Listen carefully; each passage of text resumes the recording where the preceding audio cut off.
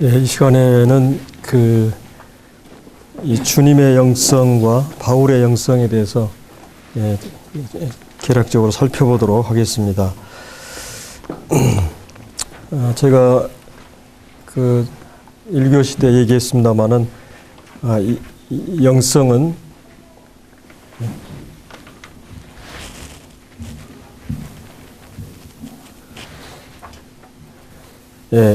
이 영성은 말씀이 우리 인격 안에 구체화되고 삶에서 실체화되는 그런 부분들을 같이 상고해 보았습니다.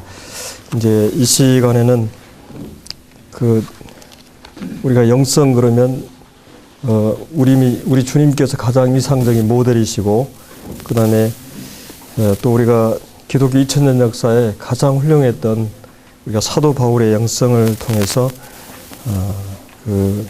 영성이나 무엇인가를 살펴보도록 하겠습니다. 먼저 우리가 요한복음 17장을 보겠습니다.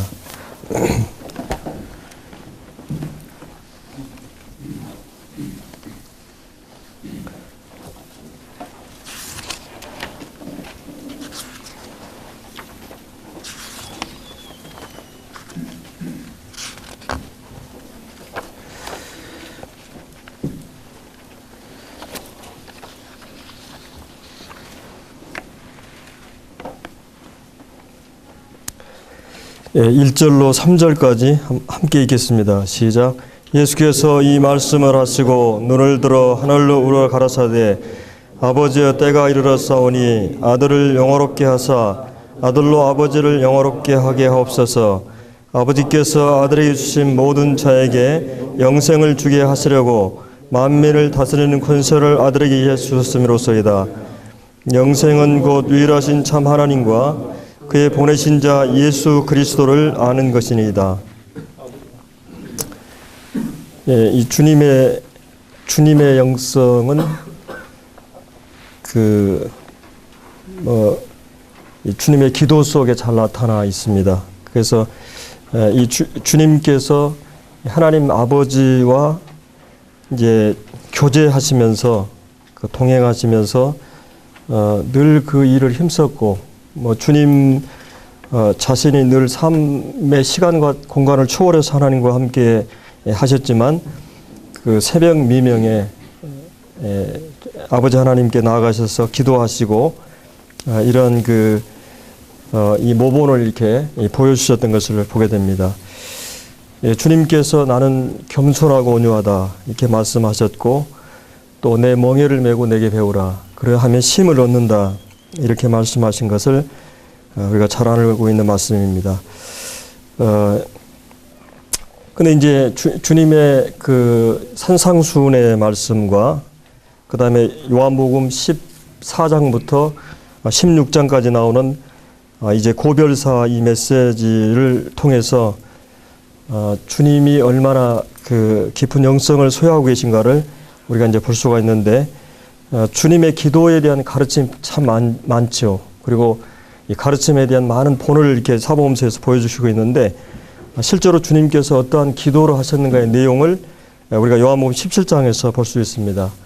특별히 우리가 잘 아는 청교도들은 이 17장에 대한 말씀을 굉장히 깊이 연구를 해가지고 어떤 경우는 백과사전 10권 정도의 강해를 할 정도로 이 교회사에서 많은 하나님의 사람들이 이 요한복음 17장을 연구했고, 그 깊이를 헤아릴 수 없는 그런 성경이기도 합니다. 그래서 우리가 이제 주님의 기도에 대해서 저도 이제 이 요한복음 17장에 대한 말씀을 이렇게 한번 쭉 성도들과 교제를 한 적이 있거든요. 그래서 제가 이 기도의 회복을 위해서 해봐야 되겠다 그러고 많은 도움을 얻게 됐는데, 주님께서 이제 이 본문에서 아마도 지금도 주님은 우리를 위해서 이런 기도를 하고 계시지 않을까 이런 생각을 해보고, 우리가 17장을 보면은 1절부터 5절까지는 주님이 자신을 위해서 기도하시는 내용이 나오죠. 그리고 이제 6절부터 19절까지는 그 예수님의 제자들을 위해서 기도하고 계시고, 또 이제 19절에 저희를 위하여 내가 나를 거룩하게 하오니, 그다음에 20절에 내가 비웃는 것은 이 사람들만 위함이 아니오 또 저희를 말을 인하여 나를 믿는 사람들도 위함이니. 그래서 이 제자들을 통해서 구원받게 될 또 오고 오는 세대 모든 교회를 위해서 주님이 기도하시는 내용이 여기에 나타나고 있습니다. 사실은 기도는 우리의 사역의 가장 중요한 것을 알면서도 또 가장 잘 안 되는 부분이 기도인 것 같아요. 물론 이제 어떤 면에서 기도는 쉬운 것으로 생각할 수도 있고, 또 어떻게 생각하면 기도는 가장 어려운 영혼의 활동 가운데 가장 높은 활동이기 때문에 기도는 어떤 의미에서 많은 하나님의 사람들이 기도는 한 씨름으로 이렇게 생각을 해왔습니다. 저도 이렇게 사역을 20년 이렇게 하면서 물론 제 자신이 참 연약에 쌓이는 걸 압니다. 내가 참 평안하고 건강하고 이렇게 되면 참 주님 앞에 진실한 기도가 드려지지 않는, 주님이 우리 삶에 끊임없이 있는 문제들을 통해서 기도하도록 하시는 또 이런 은혜를 우리가 경험하게 되는데, 하여튼 이 주님께서는 그 공생애 동안에 그야말로 쉬지 않고 기도하셨고 기도의 그 본을 보여주셨습니다. 중요한 일이 있을 때마다 기도하시고 또 매일 삶의 그 가장 첫 시간을 기도하는 데 시간을 보내시고, 우리가 이 산상수훈에도 이 주기도문의 내용을 보면 주님이 기도하시는 내용들을 보게 됩니다. 우리가 이 17장에서도 주님께서 이 말씀을 하시고 이제 고별사 말씀을 마치시고 이제 이 눈을 들어 하늘을 우러러 가라사대 이렇게 이제 기도를 하시는 걸 볼 수 있습니다.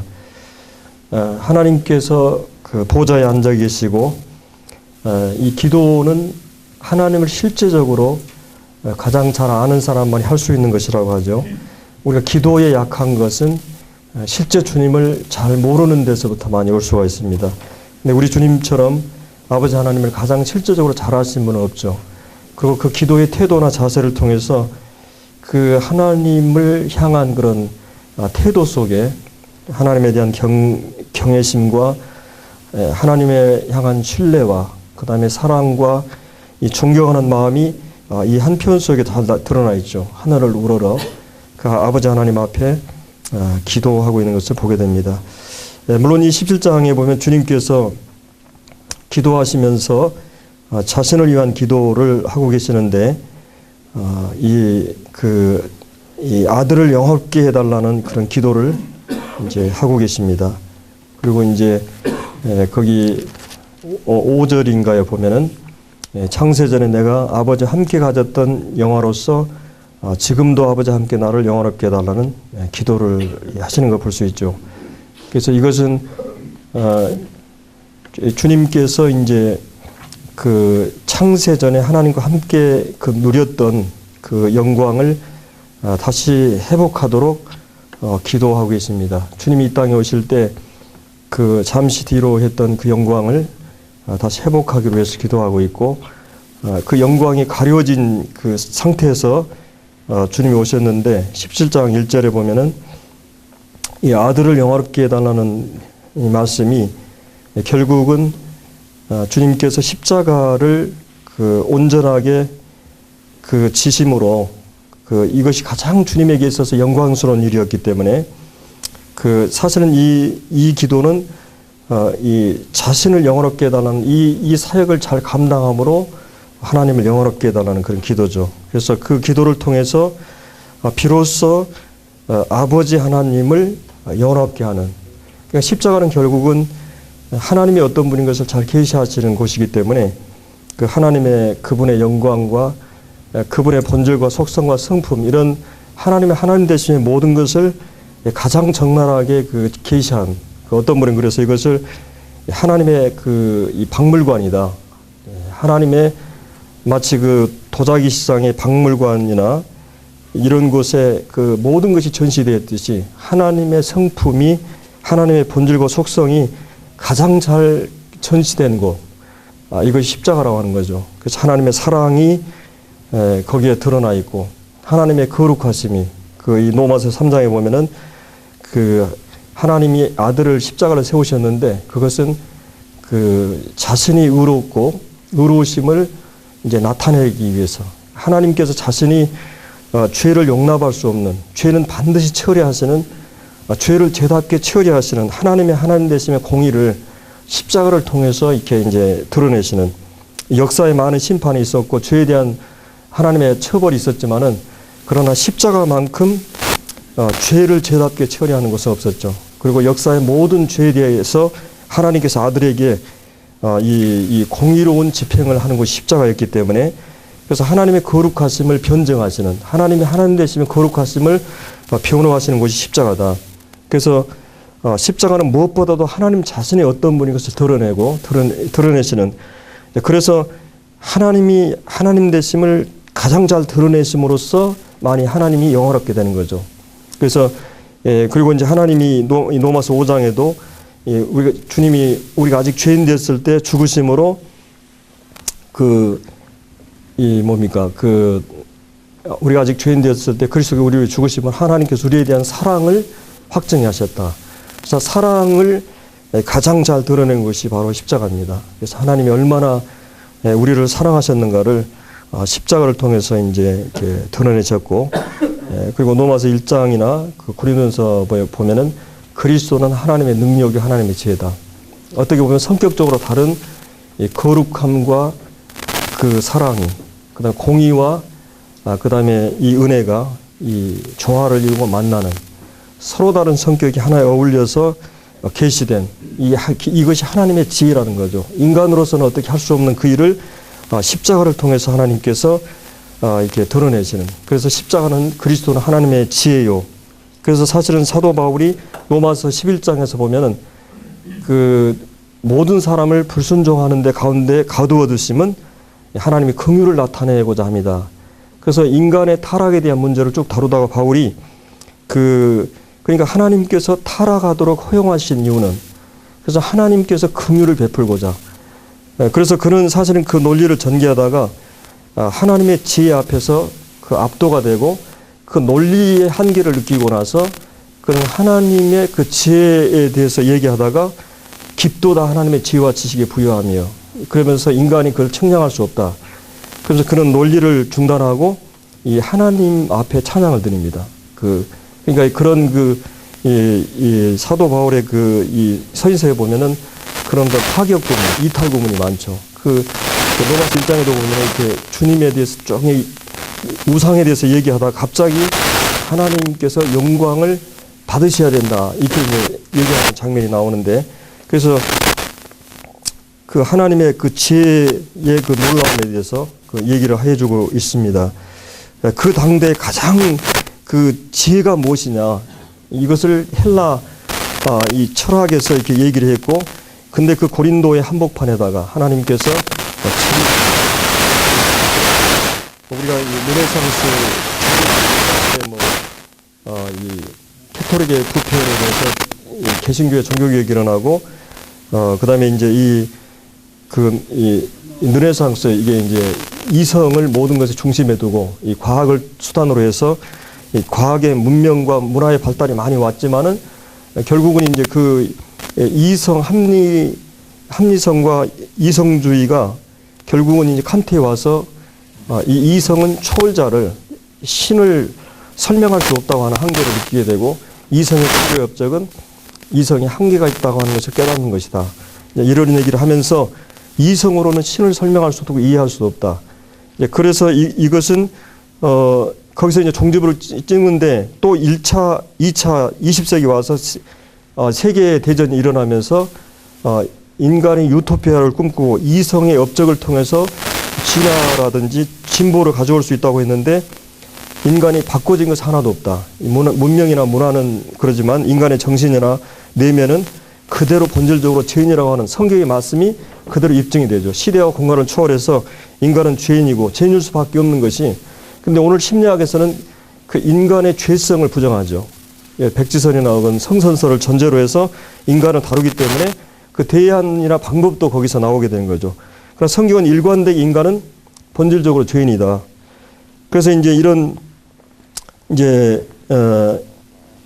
그런 이성이 꽃피우고 다 했지만 결국은 이것이 이 과학주의에 길들여져 있고 이런 시대에 살지만 그것은 인간 자체를 변화시키는 데 아무런 영향력을 행사할 수 없는 이런 그 현실 앞에 있는데 다시 하나님의 계시로 돌아가지 않고 사람들은 이제 이런 그 세속적인 그런 낙천주의로 빠져버리는 지금 이런 그 공황 상태가 바로 우리 시대고 돈과 쾌락과 이런 것으로 자기의 정욕을 따라 사는 이것이 이제 오늘 우리 시대인데 그러나 진정한 하나님의 지혜는 그리스도라는 거죠.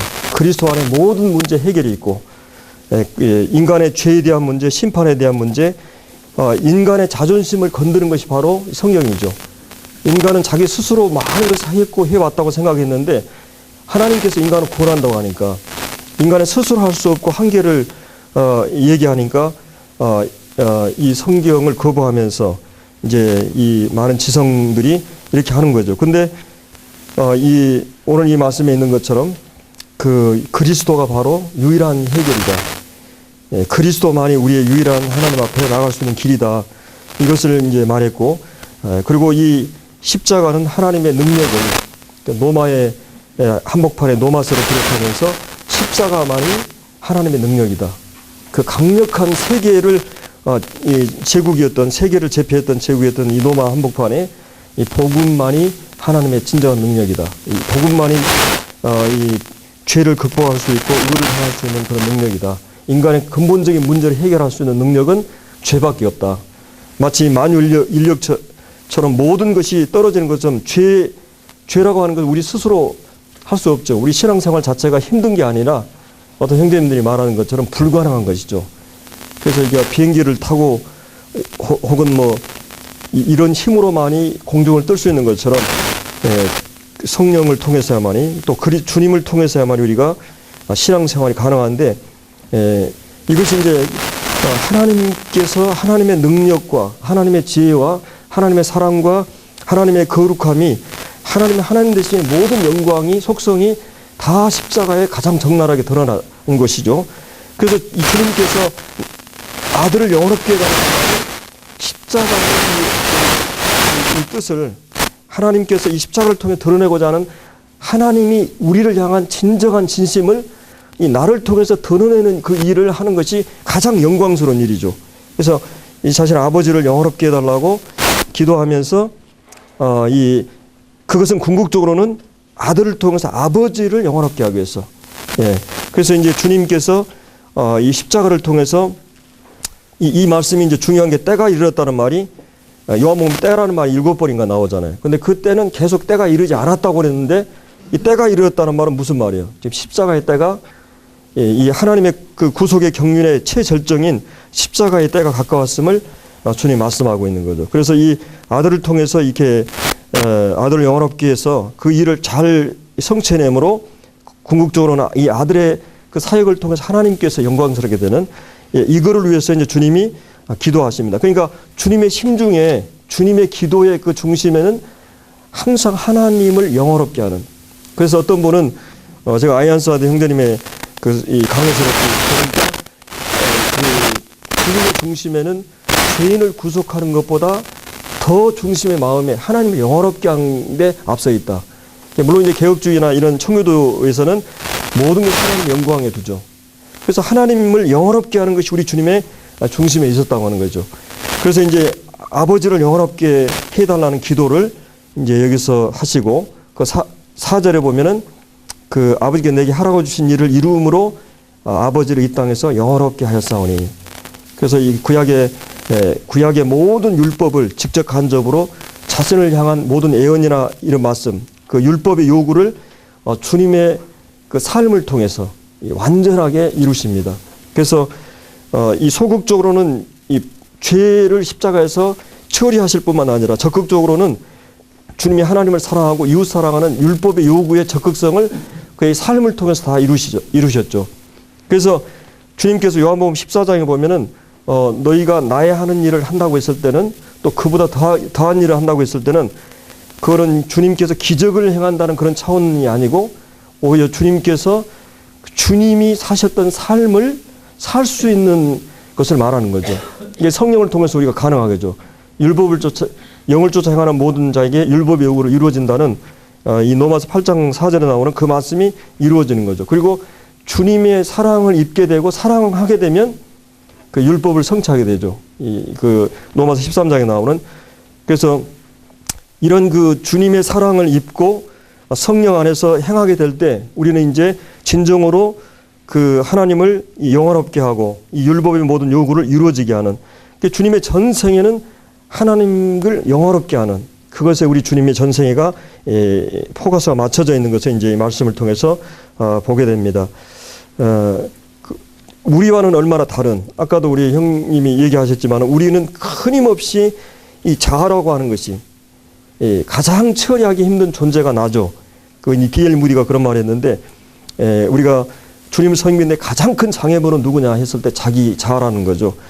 이 자아가 귀에만 있으면 꿈틀거리고 일어나고, 이것이 이제 우리의 연약성인데, 여하튼 우리 주님의 전생에는 아버지 하나님을 기쁘시게 하는 일을 늘 행함으로 하나님께서 늘 같이 하시는 걸 보고 그의 계명을 가지고 지키는 자를 사랑한다는 말씀처럼 우리 주님께서는 하나님을 사랑하기 때문에 그의 계명을 온전하게 지키심으로 하나님을 영화롭게 하시고, 그래서 이제 여기 이제 2절에 아버지께서 아들에게 주신 모든 자에게 영생을 주게 하시려고 만민을 다스리는 권세를 아들에게 주셨음이로소이다. 그래서 하나님 아버지께서 이제 아들에게 두 가지 선물을 여기 말씀하고 있죠. 이 주신다는 단어가 쭉 나오는데, 하나님 아버지께서 아들에게 이 신랑에게 그 신부를 이렇게 준비해서 주시는, 그래서 아들에게서 최고의 선물은 바로 이 구원받은 성도들이죠. 이 교회이고, 주신 모든 자, 그리고 이 우리 주님께서 십자가의 사역을 완전히 이루시고 온전하게 삶을 사셨기 때문에 이 다스리는 권세, 만민을, 하늘과 땅의 모든 권세를 주셨고, 이제 여기서 이 권세라고 하는 말은 그 어떤 그 힘의 권력에 의해서 다스리는 그런 의미보다는 우리 주님께서 사랑으로 인류를 정복한 것처럼 주님의 그 공생애의 삶과 그의 죽음 앞에서 그 복음의 비밀을 깨닫는 자들이 그 주님의 인격과 사랑 앞에 굴복할 수밖에 없는 그런 권위를 말하는 거죠. 주님의 인격으로부터 나오는 그의 삶의 발자국으로부터 나오는 그런 그 권위죠. 그 권위 앞에 모든 사람은 굴복할 수밖에 없는 거죠. 그래서 이 만민을 다스리는 를 이 아들에게 주셨음으로써이다. 근데 이제 그 아들에게만 그 권세를 주신 게 아니라 그 다스림을 받는 자들에게도 이 3절에 나오는 이제 마치 신부에게, 이 교회에게 우리 각자 안에 영생을 주셨다. 그래서 이제 그 영생을 받은 우리들은 하나님을 이제 향해서 반응할 수 있는, 하나님 말씀에 대해서 깨닫게 되고 하나님을 사랑할 수 있고, 이제 신랑만 사랑하는 능력을 갖고 있는 게 아니라 신부도 이 교회도 이제 주님을 사랑할 수 있는 이것이 이제 영생을 우리에게 주셨다. 그래서 이제 영생에 대한 설명을 하나님을 알게 되고 하나님을 아는 그런 능력 우리에게 주신 거죠. 그래서 이제 이런 그 주님이 자신을 위해서 5절까지 이 창세전에 가졌던 이런 우리 주님과 함께 누렸던 그 영광을 잠시 가리우시고 뒤로 하시고 오셨는데, 그것을 다시 회복할 것을 말씀하시고, 이제 이 아버지와 함께 다시 영화롭게 해달라는 기도를 하고 계십니다. 이 주님께서 영광을 가리우시고 이제 이 땅에 오신 거죠. 근데 이제 여기 이 본문에서 주님께서 우리를 위해서 기도하시는 내용이 이제 서너 가지가 있죠. 형님들 뭐 잘 아시겠지만은 거기 이제 하나 되게 해달라는 기도, 그 다음에 이제 거룩을 위해서 기도하고, 그 다음에 이제 24절에 보면 그 중반절에 내게 주신 나의 영광을 저희로 보게 하시기를 원하나이다. 우리 인간에게 있어서 최고의 영광은 뭐겠어요? 주님 자신의 영광. 물론 그것은 가려져 있었죠. 나의 영광을 저희로 보게 하시기를 원하나이다. 근데 이제 22절에 보면 내게 주신 영광을 내가 저에게 주었다 이런 말씀하고 있어요. 이제 이 영광의 차이가 있죠. 주님께서 육체로 가려진 하나님 되심의 영광이 그 안에 있었죠. 이 사도 요한은 요한복음 1장 14절에 보면 말씀 육신이 되어 우리 가운데 거하심에 우리가 그 영광을 보니, 그리고 우리 주님 안에서 하나님 되신 영광을 보았다고 얘기죠. 그래서 독생하신 영광에 은혜와 진리가 충만하더라. 그래서 이 본질적인 하나님 되심의 독생하신 영광과 이 도덕적인 영광, 은혜와 진리가 충만한 것을 사도 요한은 보았다고 했어요. 그래서 22절에 주신 주님이 내게 주신 그 영광을, 그 가려지 있는 그런 하나님 되심 영광을 이제 제자들에게 주었다. 제자들이 그것을 보게 되고 나눌 수 있는 그런 이것을 주셨다고 얘기하죠. 그런데 24절의 영광은 우리가 하나님께서 우리 사람을 만나기 위해서는 하나님 영광을 가리우고 오셔야만 되는데, 우리가 하나님을 만나기 위해서는 우리 몸이 하나님의 영광스러운 몸으로 변화되어야만 하나님을 만날 수가 있죠. 그래서 우리가 주님 나라에 갈 때는 반드시 우리 영혼이 구원받고 혼적으로 이 성품이 거룩하게 성화되어 가고 궁극적으로는 몸의 구속을 우리는 기다리죠. 이 몸이 변형되어서 하나님 영광을 이렇게 접할 수가 있게 되는 거죠. 그래서 이제 우리 주님이 이 땅에 오실 때는 이 본질적인 영광은 갖고 계시지만 하나님 되심의 권리는 갖고 계시지만 행사하진 않았죠. 사단이 그 유혹을 했을 때도 주님은 그 하나님 되심의 주권이나 이런 것을 하나님의 어떤 거룩한 목적 외에는 행사하지 않는 이런 모습들을 이제 보게 됩니다. 근데 우리에게 있어서 이 사실은 24절에 나오는 이 내게 주신 그 나의 영광을, 물론 우리 주님께 십자가에 달려 죽었기 때문에 하나님께서 그 예수님을 가장 뛰어난 이름으로 높이사 모든 무릎으로 예수의 이름을 꿇게 하시고 이 예수님 앞에 이제 굴복하게 시인하게 하는 이제 이런 그 가장 영광스러운 위치에 계시는데, 이 주님의 영광을 우리가 보게 되는, 그래서 아까 우리 로마 5장에서도 하나님의 영광을 바라고 미래에 있을 하나님의 영광을 바라고, 근데 이것이 우리 그리스도인들에게 있어서 하나님의 얼굴을, 우리 주님의 영광을 보는 것이 최대의 궁극적인 소망이죠. 그 얼굴을 함께 하면서 이제 물론 그러나 우리가 마음이 청결한 자는 주님을 본다든지 거룩함과 화평한 자는 주님을 본다든지 이 주님의 영광을 자연의 그 이 창조에서도 보고 또 사람의 얼굴을 통해서 보고 또 이 교회 안에서 말씀을 통해서 보고 하나님의 영광을 우리가 많이 볼 수가 있겠죠. 그러나 진짜 주님의 이 본질적인 영광을 우리가 변화되었을 때 주님 나라 갔을 때 보게 되는데, 사실 우리 주님께서 이 세 제자에게 이 영광을 잠시 계시를 하죠. 그 성경에 보면은 그 변화산상에서. 그래서 이 사도 요한도 그 영광을 우리 주님이 잠시 그 가려진 영광을 드러내주셔요. 이 제자들이 너무 놀래가지고 죽은 자 같이 되죠. 그 이 주님의 영광 앞에 그냥 완전히 압도가 돼가지고, 그래서 이 베드로는 그 평생 동안에 이 많은 이단들의 시비를 받게 되는데, 베드로서에 보면은 그 예수님의 재림에 대한 근거를 제시할 때 이 영광을 제시합니다. 그분이 하나님 되신 분의 영광을 우리는 친히 지극히 큰 그 산에서 우리는 보았다. 그거를 근거로 들면서 그분이 하신 말씀은 반드시 이루어진다고 하는 근거를, 재림을 이렇게 이 이단들에 대한 시비를 이렇게 말하는 걸 볼 수 있습니다. 그러니까 베드로에게 있어서는 평생 동안에 다른 어떤 것은 다 잊어버려도 막 기적을 행하고 다 잊을 수 있는데 주님의 영광을 본 것은 생생하게 기억하고 있는 것이죠.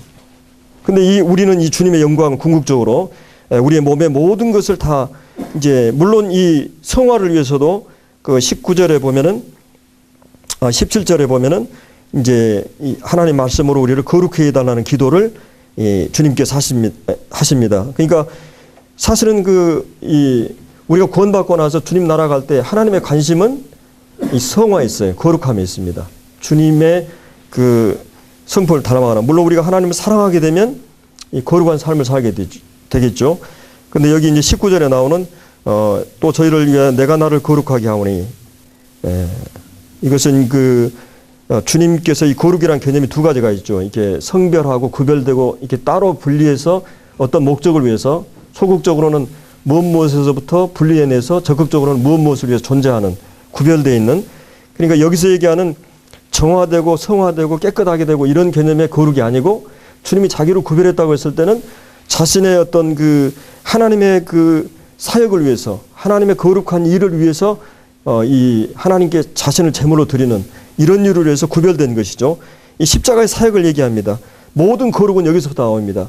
주님이 나를 어떻게 사랑하셨는가, 주님 나를 어떻게 하셨는가로부터 출발하는 것이죠. 우리가 겸손도 그렇고 모든 성경의 윤리는 반드시 하나님이 나를 어떻게 하셨는가를 깨달음으로써, 체험함으로써 비로소 우리가 행할 수 있는 거죠. 사랑하라, 거룩하라, 이건 많이 강단에서 그것만 얘기한다면 이 도덕 설교가 되겠죠. 오늘 많은 강단에서 도덕 설교가 난무하는데 그게 아니고 주께서 나에게 어떻게 하셨느냐, 용서하라는 말이 아니라 주님이 나에게 어떻게 하신 것처럼 용서하라, 내가 너희를 사랑하신 것 같이 사랑하라, 내가 너희에게 인내한 것 같이 인내하라. 순종에 대한 것도 모든 성경의 윤리는 하나님이 우리에게 어떻게 하신 것에 대한 전제로부터 출발하는 거죠. 그렇기 때문에 여기도 우리의 성화의 근거 기초가 뭐냐 했을 때 주님이 우리를 위해서 어떻게 하신가를 이것이 없이는 우리가 성화가 불가능하죠.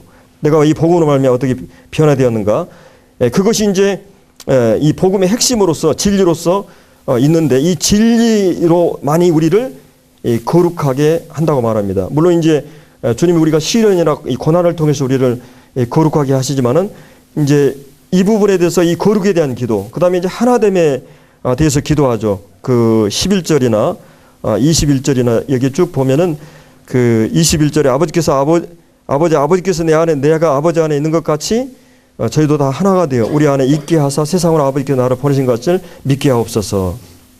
그래서 23절에 내가 저희 안에 아버지께서 내 안에 계셔 저희 온전하여 하나 되게 함은 아버지께서 나를 보내신 것과 또 나를 사랑하신 것을 저희도 사랑하신 것을 세상으로 알게 하려 함이었소이다.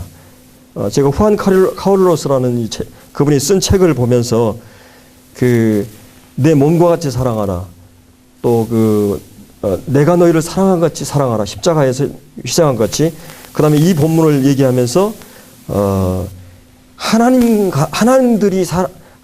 삼위가 사랑하신 것 그 사랑에 그걸 요구한다는 것이죠. 이 말씀은 차원이 이제 그러니까 이런 사랑이 하나님의 뜻이 하늘에서 이루어진 것 같이 땅에서 이루어지란 말은 이 사랑이라고 하는 것이 하나님 안에서 서로 이루어진 것처럼 이 몸이라고 하는 공동체 안에서 이 사랑이 이루어지기를 기도하는 거죠. 그래서 이제 이 하나됨이 이루어지고 이 거룩함이라는 지상에서 이 가장 중요한 기도는 바로 교회를 위해서 이 두 가지 메시지죠. 그러니까 영성을 테스트할 때 우리는 얼마나 그 교회가 하나됨으로 이루어졌는가. 물론 성령이 우리 하나되게 하셨죠. 그 성령이 개인을 거듭나게 하시고 중생케 하시고, 그 다음에 인치시고, 그 다음에 이제 이 성령이 내주하시고, 그 다음에 성령의 세례가 있죠. 이 몸에 이렇게 결속을 시키는. 성령이 우리가 구원받자마자 우리는 고린도전서 12장 13절에 보면은 다 이 한 성령으로 세례를 받았다. 그래서 한 몸으로 우리는 세례를 받아 한 몸이 된 거죠. 근데 이제 이 한 몸으로 된 이 교회가 성령의 하나 되게 하신 것, 이미 성령께서 하나 되게 하신 것을 우리가 힘써 지키라. 이 평안의 매는 주를 이제 교리적으로는 한 성령 안에서 우리가 한 몸, 한 부르심에 하나가 되었고 한 성령 얘기하고, 그 다음에 몸을 얘기하죠. 그리고 이제 한 주, 한 세례, 한 믿음, 그리고 한 아버지. 그래서 삼위 하나님이 이제 경험적인 순서로 이렇게 교리적으로 얘기하는데, 우리 이미 이 본질적인 진리에서는 이 성령 안에서 하나고 한 소망을 가지고 한 몸 안에 있는 거고, 우리가 같은 한 주님, 한 세례, 한 믿음을 갖고 있고 한 아버지를 가지고 있죠. 이 교리적으로 이 본질적으로 이것은 분리될 수 없는 그런 교리에 근거해서만이 하나가 가능하죠. 또 한 가지는 인격적으로 성숙해야만이 한데, 이게 이제 모든 겸손과 온유와 사랑 가운데 서로 용납함으로 성령이 하나 되게 하신 걸 지켜라.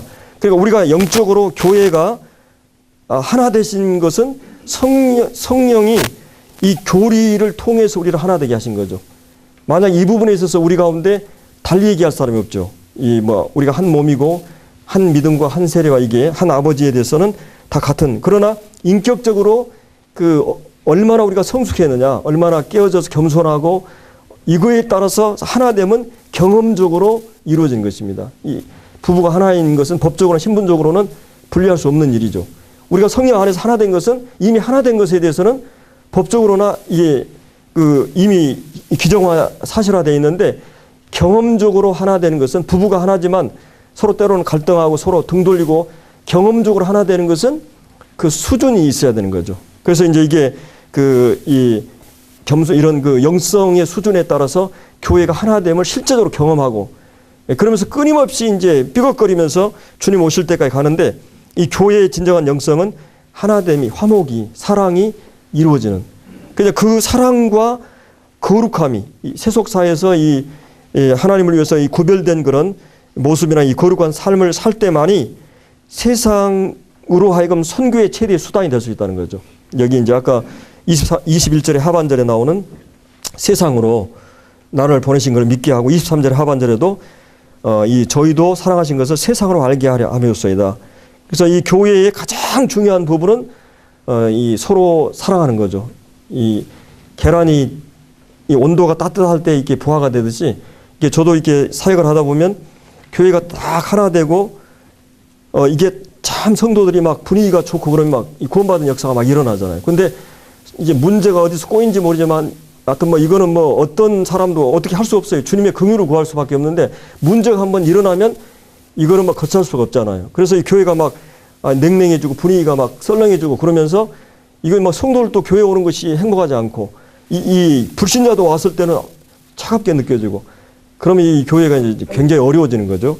그러니까 이 교회 이 일꾼들은 아마 제 개인적으로는 이 하나됨 이것을 어렵게 하는 모든 문제에 우리가 늘 깨어 있어야 되고 교회가 이 거룩이 보존되도록 그러니까 이 교회의 가장 중요한 것은 그리고 이제 궁극적인 소망에 대한 부분을 이제 이 성경 전체에서 이 신약에서 주님의 오심이라 미래에 대한 소망에 대해서 깨어 있었던 걸 보죠 교회가. 그래서 이 세 가지 부분을 주님께서 기도하고 이 세상의 한복판에 여기 이제 16절에 이 세상에 속하지 아니한 같이 저희도 세상에 속하지 아니함을 그리고 이제 18절에는 아버지께서 나를 세상에 보내신 것 같이 나도 저희를 세상에 보낸다.